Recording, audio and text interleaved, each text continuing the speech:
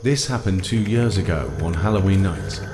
I was a 22-year-old community worker, utterly drained after a long day of hosting a children's festival. Around 6 p.m, my 15-year-old sister, Savannah, dressed as Raven, and my 11-year-old nephew, Jackson, dressed as Sub-Zero, called.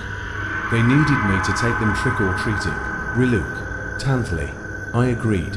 We went to a busy neighborhood, and everything was fun, until we started the 10-minute walk back to the car. The street was quiet, and that's when I saw the figure, a person, dressed all in black, standing motionless in a yard with no porch light. They were wearing a hooded cloak and a black mask. I couldn't see their face, but I knew they were watching us. I carry a GL in my backpack, and Savannah knew it. I whispered, "There's a suspicious person across the street. Stay close." Jackson laughed, thinking it was a cheap Halloween scare, but Savannah instantly looked worried. As we walked, I suddenly heard heavy, deliberate footsteps behind us, like boots hitting the concrete. I turned. The person was following us. The sight sent a spike of fear through me. They were wearing a tactical vest, tactical boots, and a full, black spandex mask. This was not a costume. I whispered to the kids, "Do not stop walking and do not look back. The person I mentioned is right behind us now." When we reached the car, the figure was still advancing. I pulled out my Glock and pointed it directly at them, demanding, "Why are you following us?" The person raised their hands, then slowly removed the mask. It was a woman in her 30s with a frighteningly blank stare. She claimed in an almost robotic tone to be an undercover cop investigating a break-in, saying she followed me because I looked at her. Funny, her story made no sense. Then, her expression shifted. A creepy, unsettling smile spread across her face, and she delivered a chilling, "Fred, if you didn't have that gun, this night would have ended a hell of a lot different for you."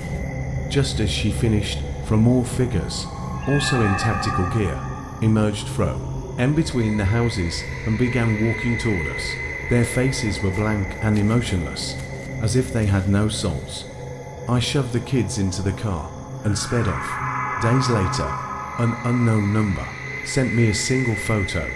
My car in my apartment complex, parking lot. They knew exactly where I lived. Was it not a random encounter after all? Was being armed the only reason we survived whatever Plan T Hay had that night? When I was 12, my family celebrated Halloween at a small, wooded resort. In the dark, the surrounding woods looked black and unnervingly quiet. During the haunted hayride through the forest, I saw him. A man stood just outside the torchlight at the edge of the woods. He wasn't in costume, just a black jacket, jeans, and a ball cap pulled low. He was perfectly still, watching the wagon.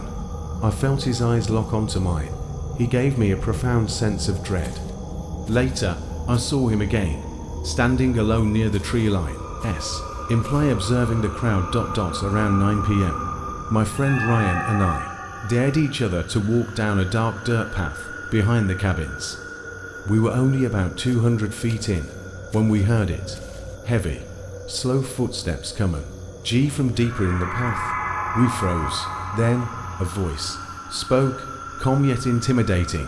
"Hey there, boys. What are you two doing out here?" It was the man. He stepped into the flashlight's wick, being, "You like candy? I got a bunch more of these in my cabin. Come on, I'll give you some." He held up a Reese's cup. Then he added, "I saw you boys on the hayride earlier." The blood ran cold in my veins. That was all the confirmation I needed. I grabbed Ryan and screamed, "Run!" We bolted, hearing his pounding footsteps start to chase us down the path. We didn't stop until we blew RSD out of the woods and into the bonfire crowd, yelling for help. When we looked back, the path was empty. The police checked the property, but found no one matching his description.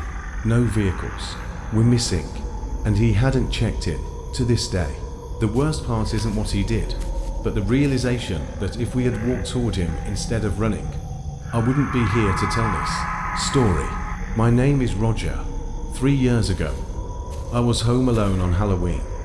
After the trick-or-treating died down, around 10:30 p.m., I heard a faint knock. At my side door. Nothing. 15 minutes later, it came again. This time at the back door, the one no one uses. I froze in the living room, listening to the slow, cautious rattle of the doorknob being tested. Someone was deliberately checking if the door was locked. I crept to the kitchen and looked through the window.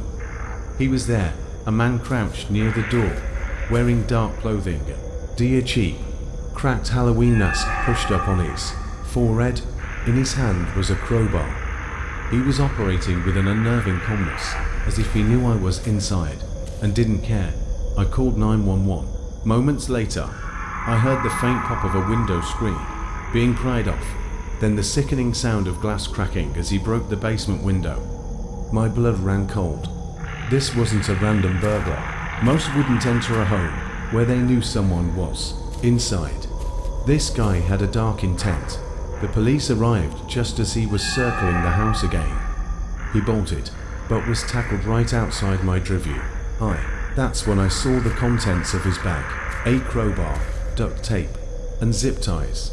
The police later followed up. They told me his backpack also contained a .45 caliber handgun, several kits, and knives and rope. This man had a plan far more sinister than theft. I was minutes away from becoming a victim in a terrible Halloween horror. To this day, I hate being home alone on Halloween, haunted by the thought that I was just 5 minutes from never telling this tale.